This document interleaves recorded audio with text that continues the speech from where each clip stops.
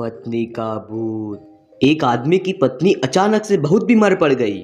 मरने से पहले उसने अपने पति से कहा, मैं तुम्हें बहुत प्यार करती हूँ, तुम्हें छोड़कर कहीं नहीं जाना चाहती। मैं नहीं चाहती कि मेरे जाने के बाद तुम मुझे बुला दो और किसी दूसरी औरत से शादी करो। वादा करो कि मेरे मरने के बाद तुम किसी और से प्रेम नहीं करोगी, वरना मेरी आत्मा तुम्हें चैन से नहीं जीने देगी। और इतना कहकर वह पत्नी चल बसी। उसके जाने के कुछ महीनों तक उस आदमी ने किसी दूसरी औरत की तरफ देखा तक नहीं, पर एक दिन उसकी मुलाकात एक ऐसी लड़की से हो जाती है जिसे वो चाहने लगता है। बात धीरे धीरे आगे बढ़ जाती है। अब यह बात शादी तक पहुंच गई थी। उन दोनों की शादी हो गई। शादी के ठीक बाद आदमी को लगा कि कोई उसे कुछ कह रहा है। मुड़कर देखा तो वह उसकी पहली पत्नी की आत्मा थी।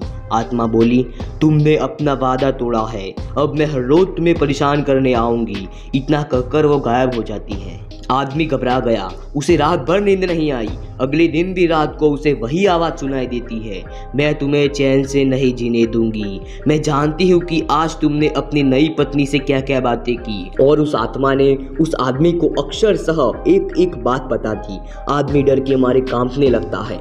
अगले दिन वह शहर से बहुत दूर एक जैन मास्टर के पास गया और उसे सारी बात बता दी। मास्टर बोले, ये प्रेत बहुत चालाक है। तब आदमी घबराते हुए बोला, बिल्कुल है, तभी तो मेरी एक एक बात उसे पता होती है। मास्टर बोले, कोई बात नहीं, मेरे पास इसका भी इलाज है।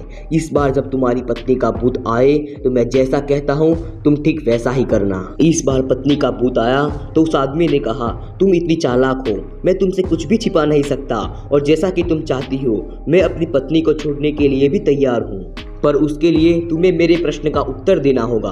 अगर तुम उत्तर न दे पाई तो तुम्हें हमेशा हमेशा के लिए मेरा पीछा छोड़ना होगा। पत्नी का भूत बोला, मंजूर है, पूछो अपना प्रश्न। तब आदमी फौरन जमीन पर पड़े हुए छोटे छोटे कंकड़ अपने मुट्ठी में भर लेता है और बोलता है, बताओ मेरी मुट्ठी में कितने कंकड़ हैं। और ठीक उसी समय भूत गायब हो जाता है।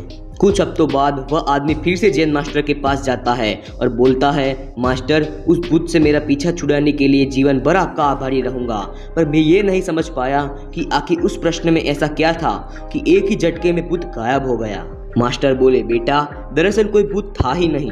आदमी ने आश्चर्य से बोला, मतलब? तब मास्टर उस आदमी को समझाते हुए बोलते हैं, हाँ, कोई भूत था ही नहीं। दरअसल दूसरी शादी करने की वजह से तुम्हें अपराध बोध महसूस हो रहा था और उसी वजह से तुम्हारा दिमाग एक भ्रम की स्थिति पैदा कर रहा था और तुम्हें भूत का अनुभव करा रहा था। तब आदमी आश्चर्य से पूछता है, पर ऐसा था तो वह मेरी एक एक बात कैसे जानता था?